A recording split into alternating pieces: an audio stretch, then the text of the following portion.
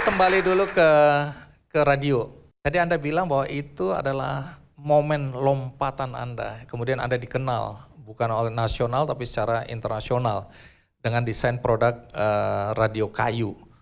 Tapi kan semua orang waktu itu ada juga mengkritisi bahwa dengan radio kayu ini akan terjadi banyak penebangan pohon.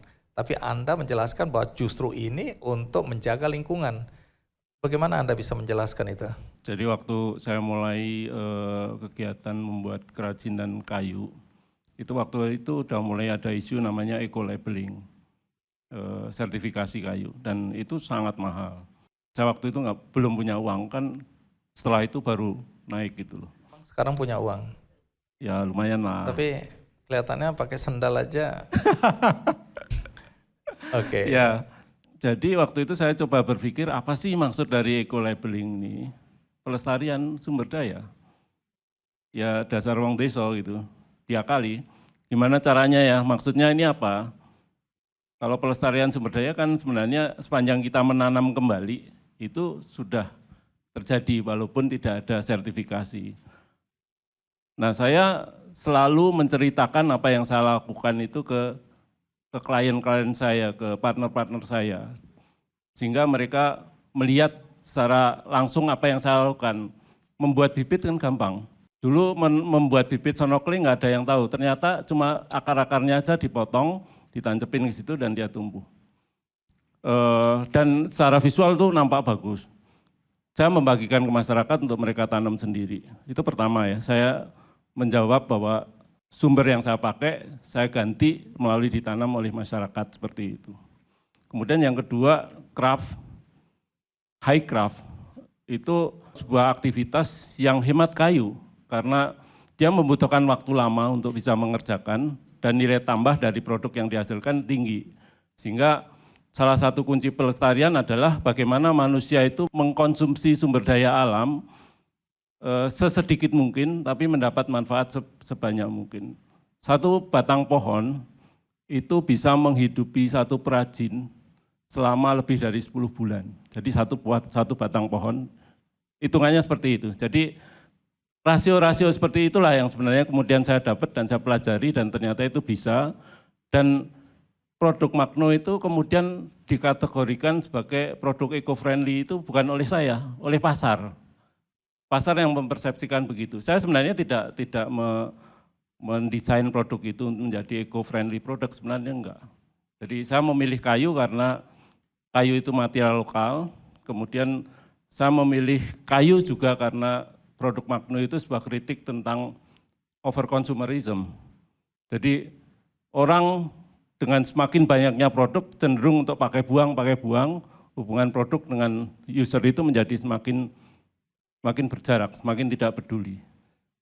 Kayu itu memiliki relasi emosional dengan kita. Beda dengan misalnya plastik atau beda dengan material lain. Jadi saya memilih hal-hal yang seperti itu. Kemudian ketika produk itu dibuat dengan craft, itu juga berbeda dengan produk yang dibuat dengan publik, yang dibuat dengan industri seperti itu. Kira-kira gitulah. Nah, kapan persisnya Anda kemudian melihat potensi bambu untuk menjadi sepedagi yang sekarang ini terkenal di dunia? Ya, ceritanya lucu juga itu. Jadi saya ini seorang desainer yang nggak pernah riset pasar.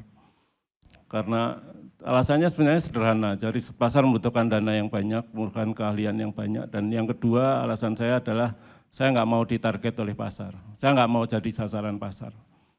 Jadi saya nggak mau juga melakukan riset pasar. Saya membuat produk itu atas apa yang terjadi dalam kehidupan saya. Triggernya bisa sangat banyak. Kalau sepeda ini triggernya karena saya kolesterol tinggi. Coba jelasin dulu. Jadi suatu saat, dulu itu saya suka ngeledek teman saya, sekarang jadi pejabat. Kalau dia habis makan dia minum obat kolesterol. Saya nggak percaya, saya tinggal di desa kan ya katakanlah makanannya sehat, tapi saya kurang olahraga terus terang. Suatu saat tes kolesterol dan ternyata tinggi, saya shock. Karena saya nggak pernah mengira seperti itu. Akhirnya saya nyari cara gimana menurunkan kolesterol dan untungnya saya menemukan bersepeda itu satu hal yang bisa dicoba. Problemnya adalah saya kalau olahraga biasanya bosen. dan kemudian nggak olahraga lagi. Untungnya lagi 2 kali ini. Saya sudah bawa kamera, jadi waktu itu sudah tiba di masa depan, sudah bawa handphone. Ternyata fase istirahat yang paling bagus pada saat kita berolahraga adalah istirahat aktif, yaitu memotret.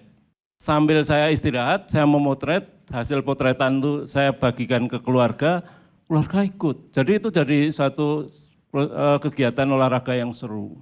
Nah karena background saya desainer, saya makin curiga ini ada apa-apanya nih sepeda ini. Ya apa-apanya tuh karena dia sebenarnya sangat sederhana, hanya 2 roda, tanpa mesin, digerakkan dengan tenaga kita sendiri dan dia membuat sehat.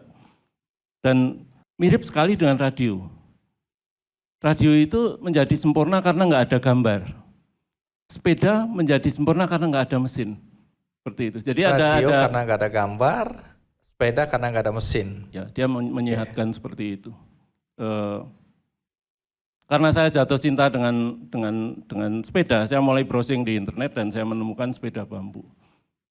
Yang membuat saya tertampar adalah sepeda bambu itu dibuat di Amerika.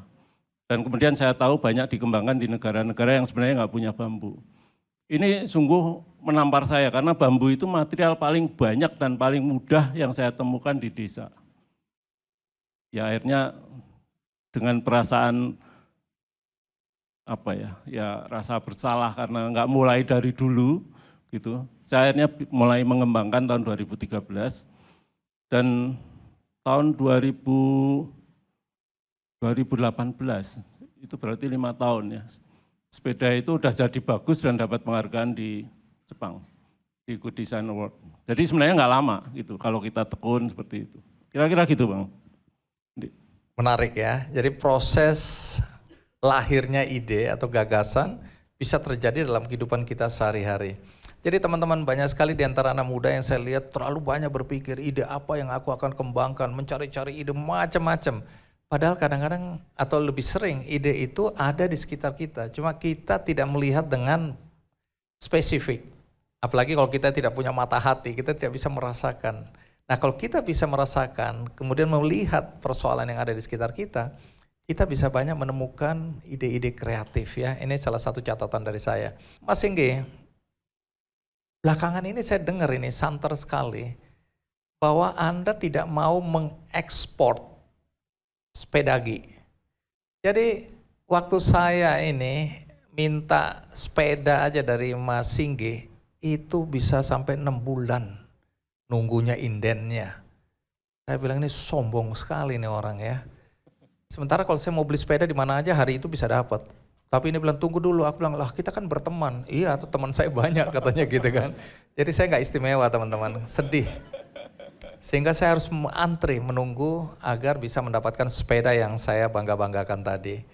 Anda kan sering ya, mau dibilang mengekspor, tapi mau dibilang bahwa pasar Jepang itu sangat menginginkan sepeda Gi ini. Jadi di Jepang itu banyak orang kepingin sekali bisa punya sepeda Gi ini. Sepeda yang diproduksi oleh Mas Singgi. Nah, saya dengar belakangan Anda bilang enggak, saya nggak mau sepeda G ini diekspor. Padahal semua anak-anak muda kalau begini, wah kita ekspor. Pemerintah juga mendorong, ayo ekspor.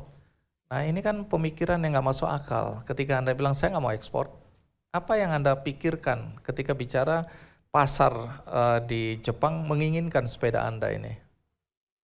Ya, waktu proyek saya Magno, saya waktu itu memang penasaran. Ekspor itu seperti apa sih gitu loh. Ekspor sebenarnya pada satu sisi bagus untuk kita membenchmark tentang kualitas dan kemampuan produksi ya, itu bagus. Tapi setelah itu saya mulai sadar dan mulai mendalami isu tentang sustainability, ekspor sebenarnya tinggi emisi karbon. Kemudian yang kedua, ekspor juga sebenarnya mensubsidi bangsa kaya yang sebenarnya nggak kaya. Mereka bisa membeli produk kita.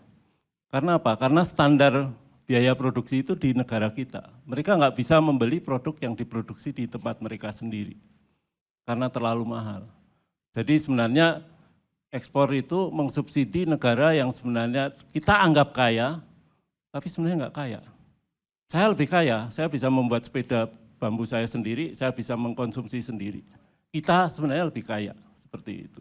Ya ada banyak aspek ya. Kemudian yang ketiga adalah saya mulai melihat bahwa ketika sebuah negara melihat negara lain semata-mata sebagai pasar, yang terjadi mungkin sebagai contoh Jepang lah. Jepang itu melihat Indonesia sebagai pasar. Anda lihat aja, kita keluar sebentar aja lah. Anda akan menemukan 95% kendaraan bermotor itu merek Jepang. Kemacetan di Jakarta ini sumbernya karena Jepang memproduksi dan melihat pasar di Indonesia. Seperti itu. Kemudian saya berpikir bahwa kalau dalam konteks sepeda bambu, Jepang itu punya bambu. Jepang punya tradisi bambu yang tua. Jepang punya teknologi pengolahan bambu yang jauh lebih maju dari kita. Jepang punya brand Shimano, part sepeda yang terkenal di seluruh dunia. Jepang punya semua teknologi yang bisa membuat sepeda bambu terbaik di dunia. Jepang punya sekolah desain sepeda, satu-satunya di Asia. Jadi saya berpikir dan saya bilang ke mereka, kamu harusnya bikin sepeda bambu terbaik di dunia, karena yang mampu itu kamu, bukan saya. Jadi saya dalam hal ini tidak harus bersaing dengan mereka. Saya ingin menunjukkan bahwa kamu sebenarnya harusnya jadi yang terbaik. Dan itu tidak membuat saya kalah. Justru membuat saya merasa bahwa kita ini setara, seperti itu. Kamu dipecat atau berhenti dengan hormat? Saya resign Bang, saya resign karena? dan pulang kampung.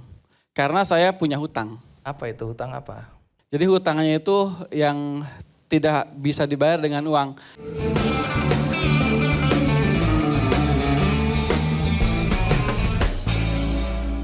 Jelajahi cara baru mendapatkan informasi. Download Metro TV Extend sekarang.